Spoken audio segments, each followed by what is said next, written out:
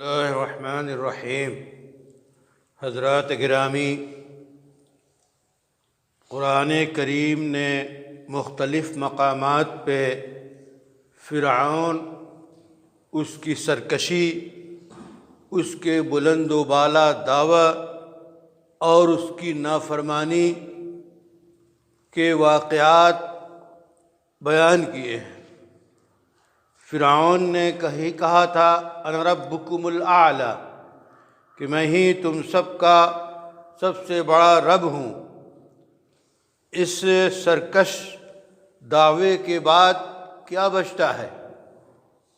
ایسے سرکش انسان اور اس کی پارلیمان اور اس کی پوری قوم کی رہنمائی اور ہدایت اور اتمام حجت کے لیے اللہ تعالیٰ نے انتہائی جلیل القدر اولو العزم نبی برحق موسیٰ علیہ السلام کو بھیجا۔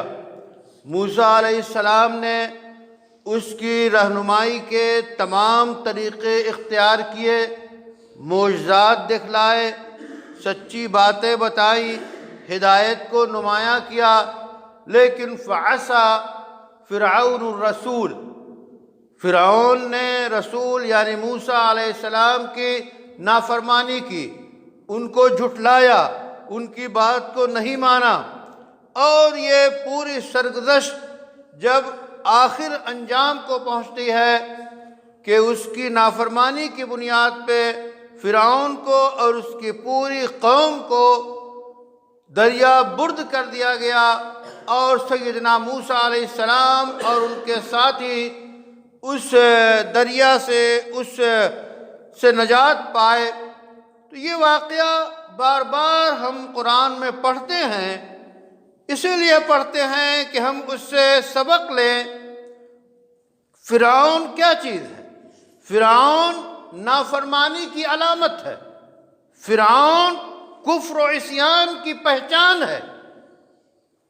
جس دور میں فرعونیت کا غلبہ ہوتا ہے، جس دور میں فرعون جیسی باتیں پائی جاتی ہیں، اس جیسے اقدامات ہوتے ہیں، تو اس دور میں اسی لحاظ سے ہدایت کا سامان مہیا ہوتا ہے۔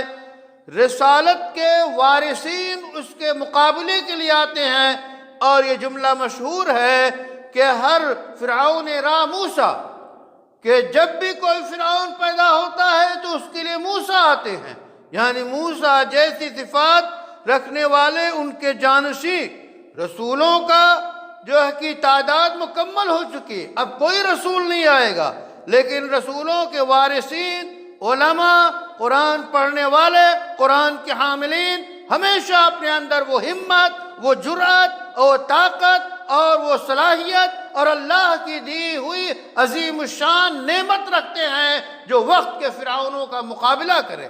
اس لیے ہمیں کبھی مایوس نہیں ہونا چاہیے، وقت کا کتنا ہی بڑا فرعون ہو، دانائی کے ساتھ، حکمت کے ساتھ، اللہ کی نصرت پہ یقین رکھتے ہوئے اس کے مقابلے کرنے چاہیے، اتمام حجت کرنی چاہیے۔ ہدایت کے راستے واضح ہیں، گمراہی کے راستے واضح ہیں۔ ہدایت یافتہ لوگوں کو ان گمراہوں کی رہنمائی کرتے کرتے ان پہ غلبہ حاصل کرنے کی کوشش کرتے رہنا چاہیے۔